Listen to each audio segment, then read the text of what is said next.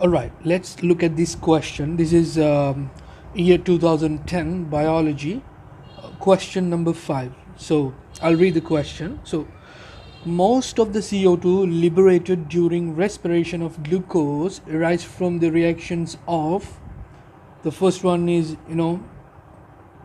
Krebs cycle, glycolysis, alcohol fermentation, oxidative phosphorylation, and lactic acid fermentation. So this question is about cell respiration. So let's talk about cell respiration deeply. Okay, we'll talk everything here.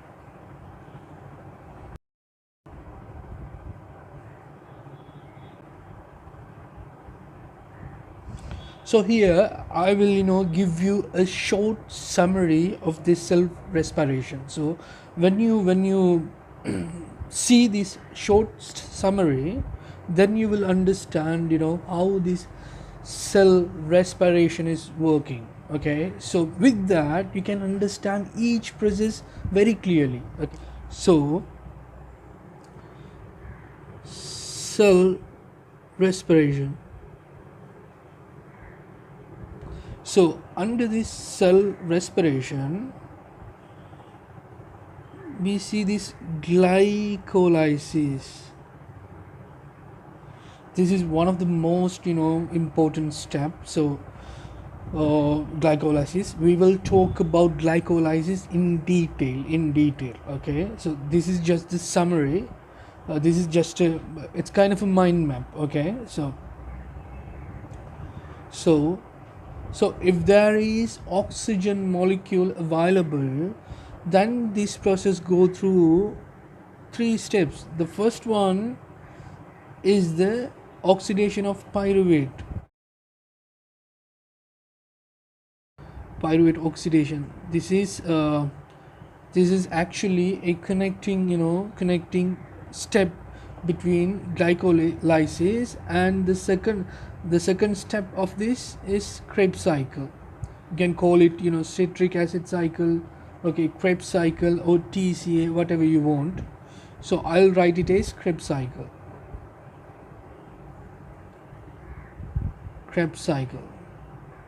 So this pyruvate oxidation is the connecting step of the glycolysis and this Krebs cycle. This is actually a tiny step, a very small step. So the next one is, that is the final one, that is oxidation phosphorylation.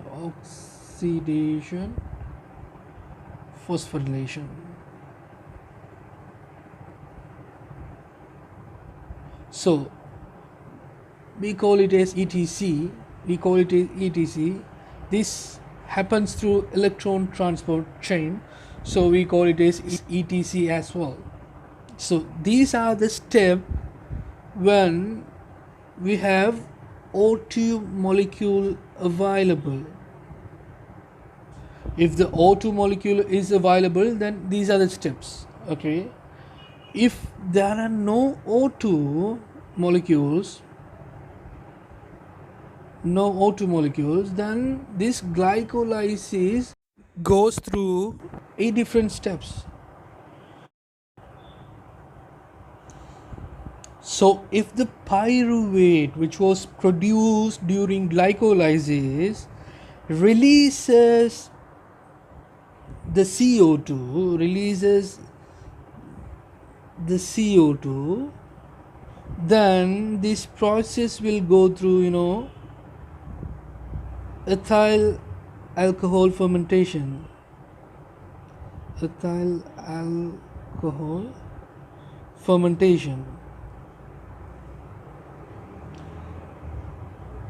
If this pyruvate, the pyruvate which was created during this glycolysis doesn't release the CO2, okay, then this will go through lactic acid fermentation. So these are the five steps or five mechanism under this cell respiration. This is very simple, okay, very simple. You don't need to memorize anything, just study and do the question again and again, and then you'll recall it automatically. This is not the tough part, this is actually very easy one. So here we have under this cell respiration, we have glycolysis, and we have pyruvate oxidation, we have Krebs cycle, and we have finally the oxidation phosphorylation, that's mean the ETC. So this happens through electron transport chain, and we have ethyl alcohol fermentation, and we have lactic acid fermentation. So altogether we have six steps actually, but actually pyruvate oxidation and the Krebs cycle both are coming under one step. So we can call it as one step, okay. So this is the first step, glycolysis, and if the oxygen is available, then the second step would be this one and this one, pyruvate oxidation and the Krebs cycle, and the third step is oxidation phosphorylation. And here the first step is glycolysis always, okay, for both aerobic and anaerobic respiration. So glycolysis is the first step, and the second step would be either this ethyl alcohol fermentation or lactic acid fermentation. So if the pyruvate which was created during glycolysis releases the CO2, then we will go through the process go through this ethyl alcohol fermentation. If not, then it'll go through this lactic acid fermentation. So this is the short summary, okay. So here in the glycolysis creates pyruvate, okay. If the O2 is available, then the pyruvate will be converted into a different organic compound. So if the O2 is not available, then the pyruvate will be converted into a different kind of organic compound. So that is the difference. So based on that, the path will vary, okay. So the path will vary according to this oxygen availability. And so in the anaerobic respiration, the path may change due to the release of CO2. If the CO2 is released, then the path will go in a different direction. If not, then it will go in a different direction. So this is the basic summary of cell respiration. So let's go through one by one and we'll study, okay. Okay, let's talk about the glycolysis. So glycolysis is the first to the main metabolic pathways of cellular respiration to produce energy in the form of ATP through two distinct phases. So the 6-carbon ring of glucose is cleaved into two pyruvic acids, okay. These are 3 carbon sugars, okay. The pyruvates are actually 3 carbon sugars. So the 6-carbon ring of glucose is split into 3 carbon sugars of pyruvate through a series of enzymatic reaction. Note this point, enzymatic reaction,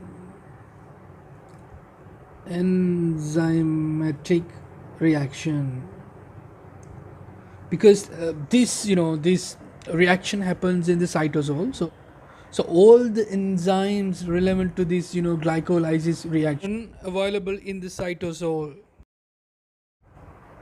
So the first phase of the glycolysis, so this is the first phase of the glycolysis, so it requires energy, okay. It requires energy, okay. So it requires energy. So the first phase of the glycolysis, so it requires energy actually. So while the second phase completes the conversion of pyruvate and the process of ATP and NADH for the cell to use for energy. So overall process of glycolysis produces a net gain of two pyruvate molecules and two ATP molecules and two NADH molecules for the cell to use for energy. So in the first phase, ATP is required to start this process. So 2 ATP will be used to start this process. So in the second phase, 2 ADP will be converted into 2 ATP. So in the process of glucose converted into pyruvic acid, it releases 2 electrons. So 2 NAD plus will get those electrons and they will be converted into NADH. Okay, so at the end C6H12O6, so this is glucose actually, plus to start this process we need 2 ATP. 2 ATP will be used, okay, and NAD plus. So this NAD plus will be converted into NADH. Okay,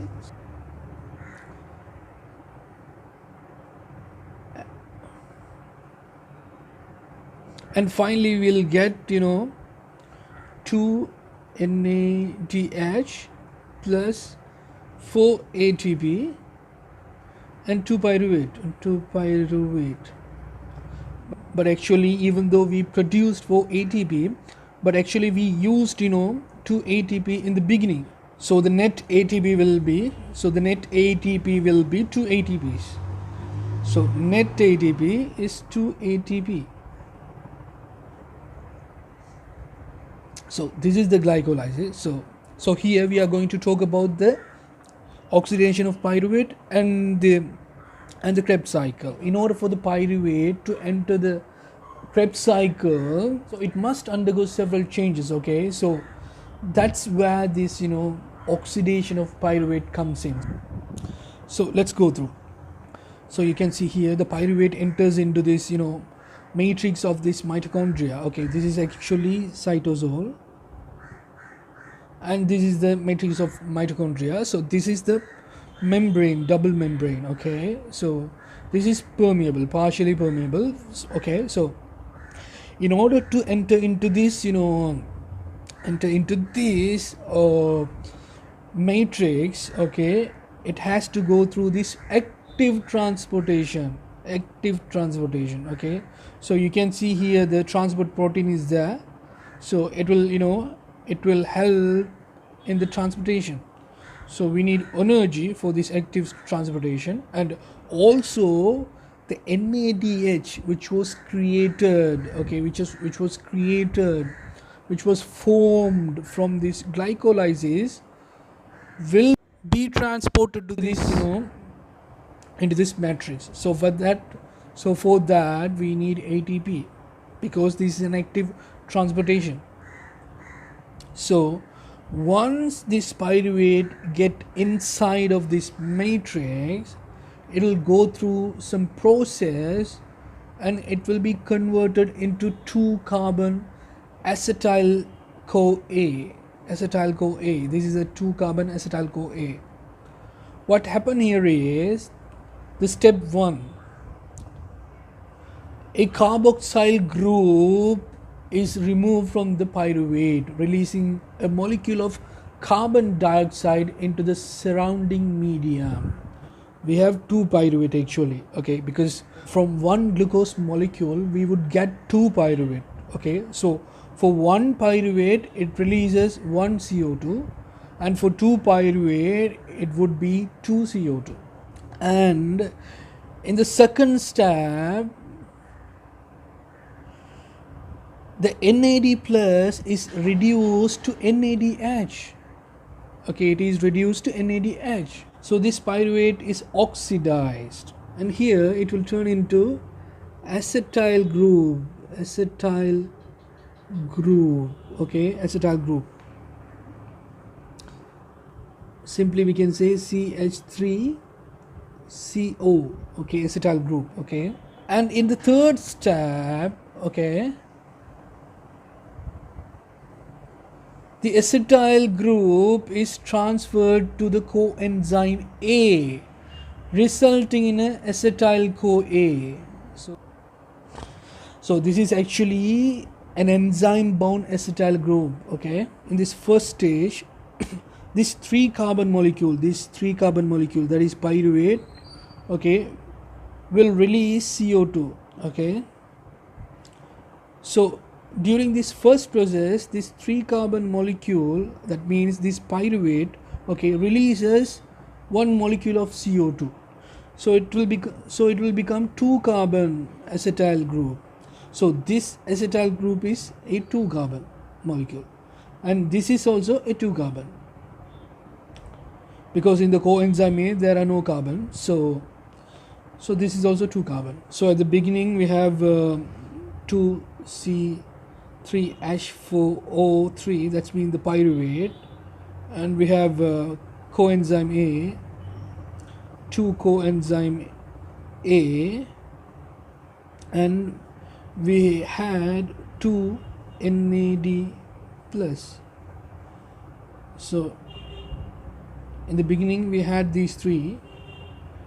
This turned into acetyl CoA plus 2 CO2, because this pyruvate released CO2, plus we have 2 NADH, because this 1 NAD plus converted into NADH, so we have 2 NADH. So this is the final result of this pyruvate oxidation, or oxidation of pyruvate.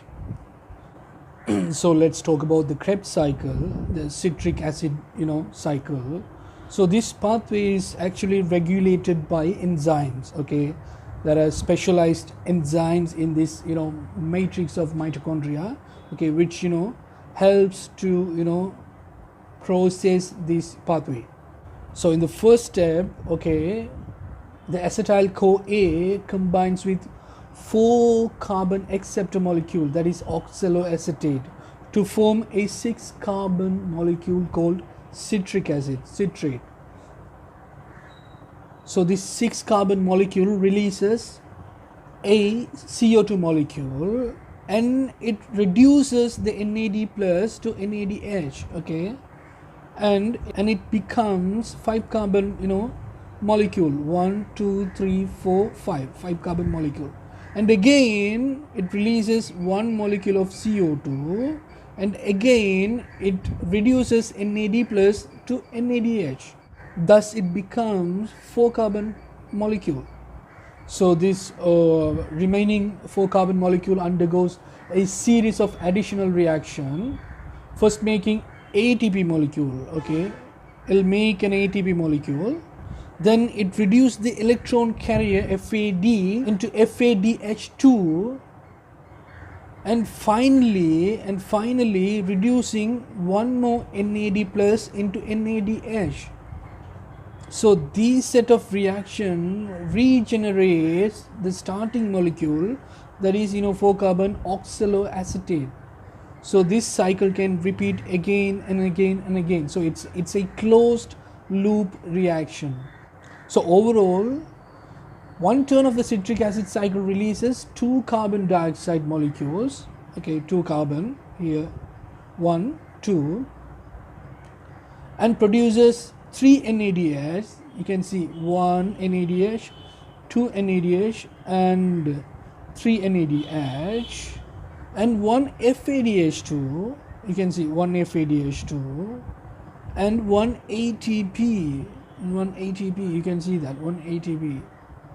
So actually the citric acid cycle goes around twice for each molecule of glucose, because actually the one glucose will be converted into 2 pyruvate, and those 2 pyruvates will be converted into 2 acetyl CoA.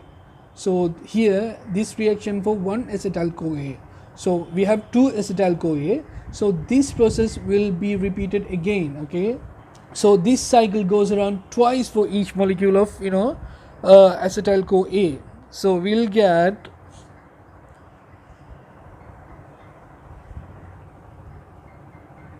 So for one acetyl CoA we get 3 NADH and 1 FADH2 and 1 ATP. So this is for one acetyl CoA, but we have two, okay, but we have two acetyl CoA, so we'll get 6 NADH, 2 FADH2 and 2 ATP. So this is the final result of this reaction. So let's talk about the electron transport chain, ETC. So it's a series of proteins and the organic molecules found in the inner membrane of mitochondria. Okay, these are the organic molecules, this red color and the blue color. So these are actually proteins. So electrons are passed from one member of the transport chain to another member through the series of redox reactions. So energy released in this reaction is captured as a proton gradient, which is then used to make ATP in the process called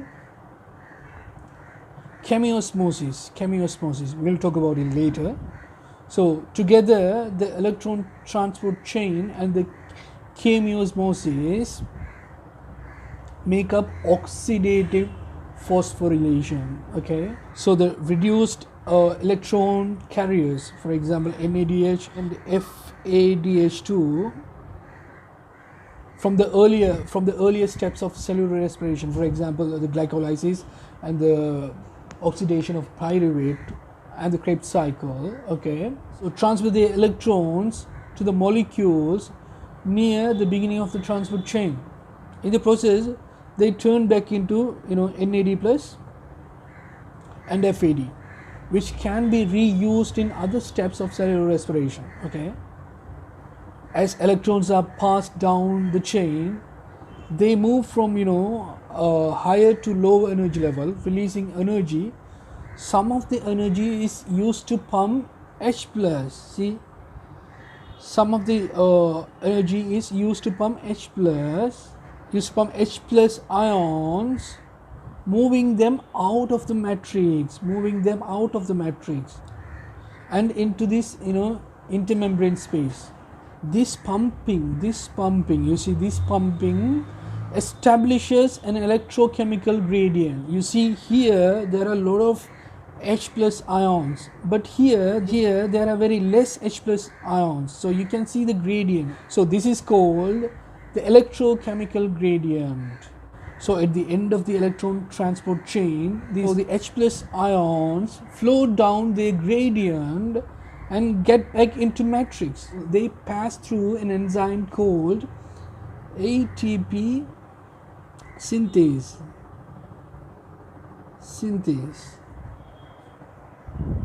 So this harnesses the flow of protons to synthesize ATP from ADP. So at the end of the electron transport chain, the electrons are transferred to molecular oxygen, okay, so which splits in half and takes up H plus to form water.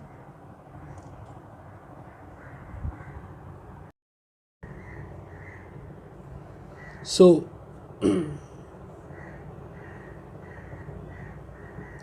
one NADH produces roughly 2.5 ATP.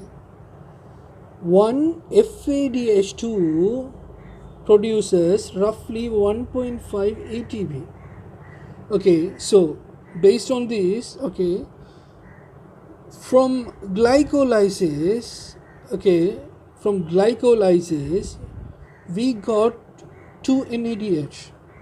Okay, from pyruvate, from glycolysis we got 2 NADH. Okay, from the step of oxidation of pyruvate, okay, we got another 2 NADH.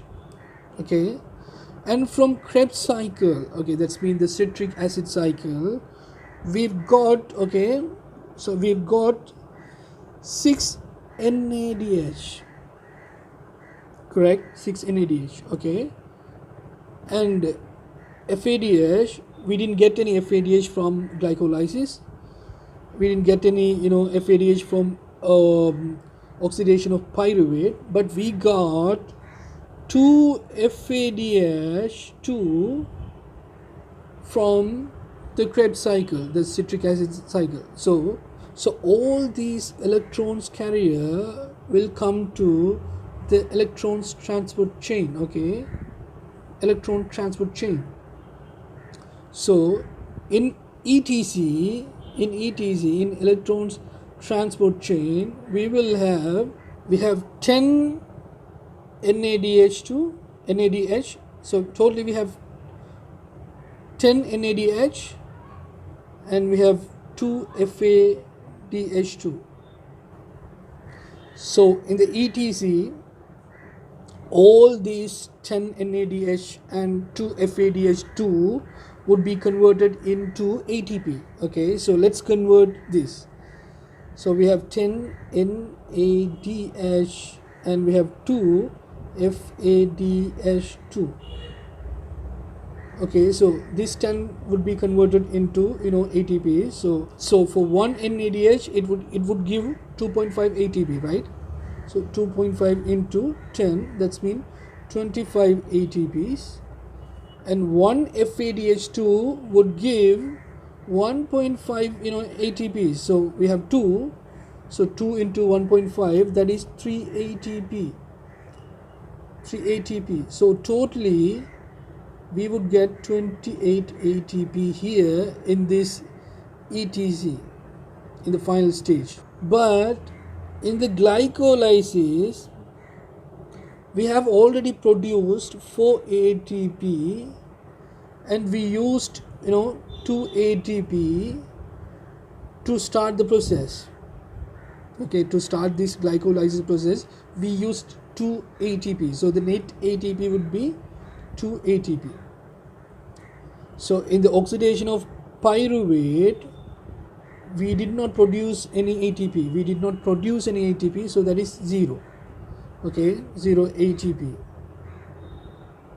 In the Krebs cycle, we have produced 2 ATPs.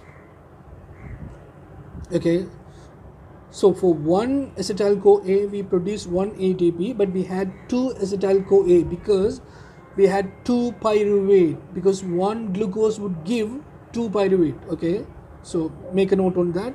So we would get 2 ATPs. So from ETC we got 28 ATPs. Okay, and from glycolysis we got 2 ATP. From oxidation of pyruvate we got 0 ATP. From Krebs cycle we got 2 ATP. So the total ATPs would be 32 ATPs here. Okay, but you have to make a note that this 32 ATPs, that means synthesizing 32 ATPs only applicable to liver cells and the cardiac muscle cells only. Okay, so those two cells only produce 32 ATPs. Okay, and the other normal cells, they only produce 30 ATPs because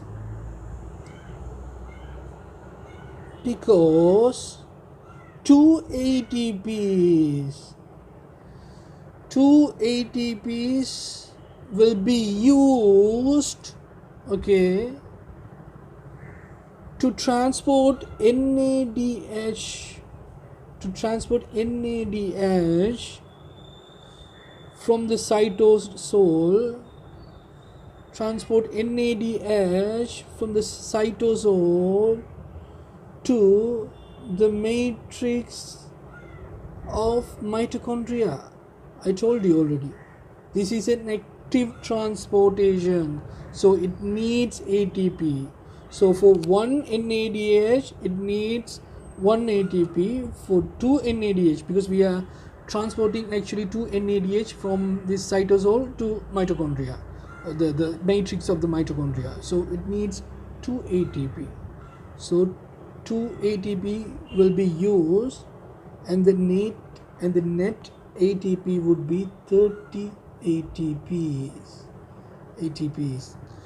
So this is for all the cells except the liver cell and the cardiac muscle cells, because these cells need high amount of ATPs.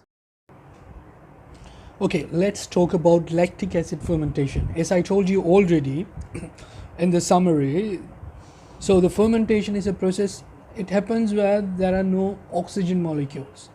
You have to note down that, okay? If there is oxygen molecule, then the pathway would be different, okay? The oxygen is not available. That's what we call it as anaerobic cellular respiration. So fermentation is one of the anaerobic pathway for breaking down glucose molecules. So fermentation and cellular respiration begin the same way with glycolysis. So in fermentation, however, the pyruvate made in glycolysis does not continue through oxidation of pyruvate and the Krebs cycle and the electron transport chain. Because the electron transport chain isn't functional, the NADH made in glycolysis cannot drop its electron off there to turn back into NAD+, okay? So the purpose of the extra reaction in the fermentation then is to regenerate the electron carrier NAD+ from the NADH produced in glycolysis. So the extra reactions accomplish this by letting the NADH drop its electrons off with an organic molecule such as pyruvate at the end product of glycolysis. This drop off allows glycolysis to keep running by ensuring a steady supply of NAD+. So in lactic acid fermentation, NADH transfers its electrons directly to the pyruvate, generating lactate as a byproduct, okay? So fermentation is the process of producing ATP in the absence of oxygen through glycolysis alone, okay? Recall that glycolysis breaks a glucose molecule into 2 pyruvate molecules, producing a net gain of 2 ATP and 2 NADH molecules, okay? Lactic acid fermentation is the type of anaerobic respiration carried out by yogurt bacteria. So lactic acid fermentation converts 3-carbon pyruvate to 3-carbon lactic acid and regenerates NAD+ in the process, allowing glycolysis to continue to make ATP in low oxygen conditions.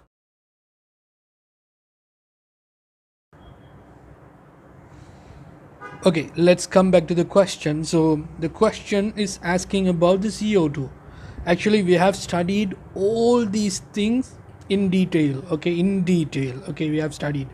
So actually this question is about one small tiny piece, that is CO2, okay? So let's check it.